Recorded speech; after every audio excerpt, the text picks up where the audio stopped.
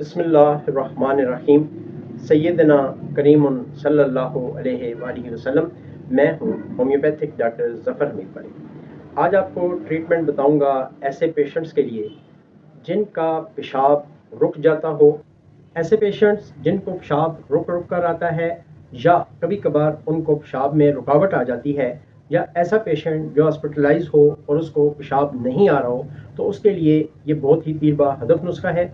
Lycopodium आपने लेनी है 30 की पोटेंसी में। इसके 5 ड्रॉप्स सुबह, 5 दोपहर को और 5 शाम को आधी प्याली पानी में डालकर सुबह दोपहर शाम ऐसा पेशेंट यूज़ करे तो उसको पेशाब आने में जो रुकावट होती है वो मुकम्मल तौर पर ख़त्म हो जाएगी, पेशाब रवानी से आने लगेगा। लेकिन अगर कोई पेशेंट इमरजेंसी में है, उसके लिए ये 5 कतरे आधी प्याली पानी में डालकर इसको 1-1 घंटे बाद रिपीट किया जा सकता है। जब पेशाब आ जाए इसको फौरी तौर पर रोक दें।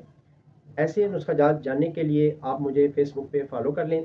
यूट्यूब पर मुझे देख रहे हैं तो मेरे चैनल को सब्सक्राइब कर लें।